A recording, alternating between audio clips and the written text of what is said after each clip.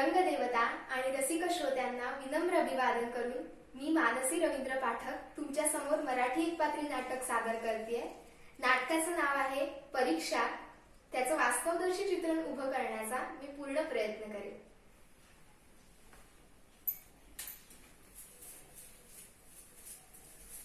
या कोरोना व्हायरसनी तर नुसता उच्छाद मांडलाय. कधी जाणार आहे कोणाच ठाऊक. लवकर जाऊ दे रे देवा. तरी बरं आहे सई घरी येतेय.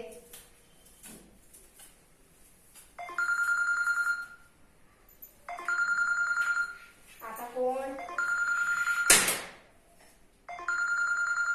100 वर्ष आयुष्य आहे माझ्या मुलीला.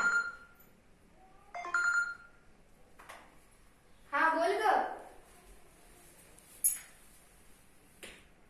काय? कधी? मग आता नाही येऊ शकणार म्हणजे? थांब, मी बाबांशी बोलते.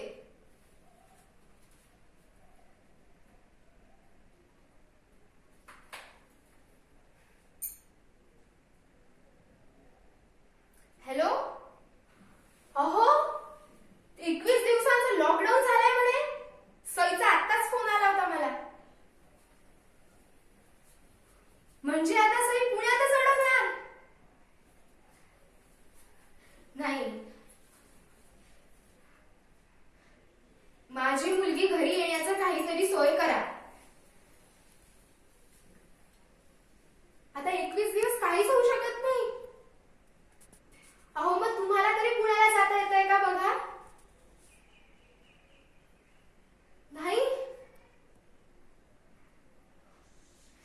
बाकीच्या लोकांचं मला नका सांगू. मला त्यांच्याशी काही घेणं नाहीये. मला माझी मुलगी घरी हवी आहे बस.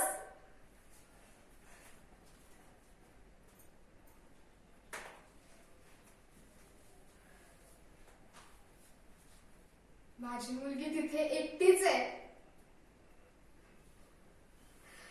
कशी राहील?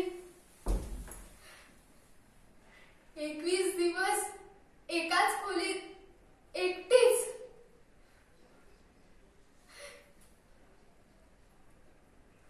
आणि काही दिवसांनी कोरोनाचं प्रमाण वाढलं तर माझी मुलगी.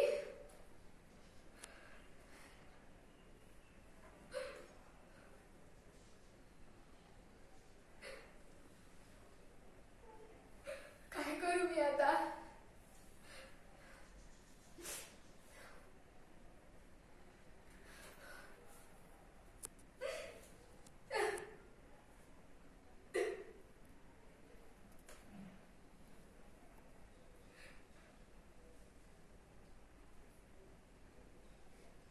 नाही, पण मी असा कसा विचार करू शकते? हे चुकीचं आहे.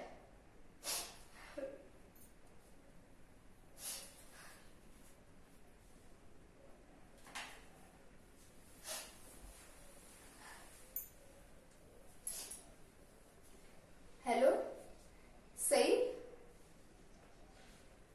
शांत हो आणि माझं म्हणणं शांतपणे ऐक. हे बघ बाळा, हे कोरोना व्हायरसचं जे संकट आहे ते अख्ख्या जगावर आलंय. त्यामुळे आपल्या स्वतःपुरताच विचार करून चालणार नाही. ते बरोबर नाही. अगं, तुझ्या माझ्यासारखे कित्येक लोक आहेत जे आपल्या परिवारापासून दूर आहेत. थोड्या वेळेसाठी मीही माझ्या पुरताच विचार केला होता. चुकलंच माझं. पण आता तू जिथे आहे तिथेच आनंदी राहा. सुरक्षिततेबाबत जे काही नियम सांगितले आहे त्याचं काटेकोरपणे पालन कर.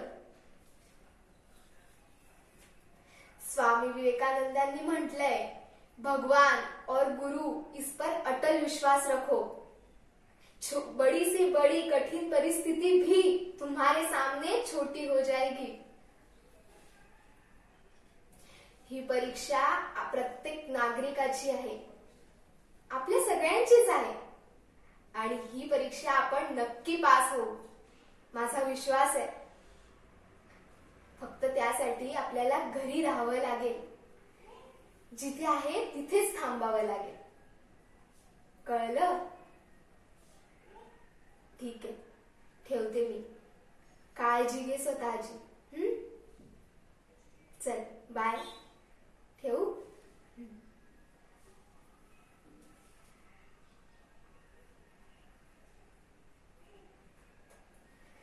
खरंय, आपण घरातून बाहेर नाही पडणार तरच या संकटातून बाहेर पडू, आणि नक्की पडू, माझा विश्वास आहे.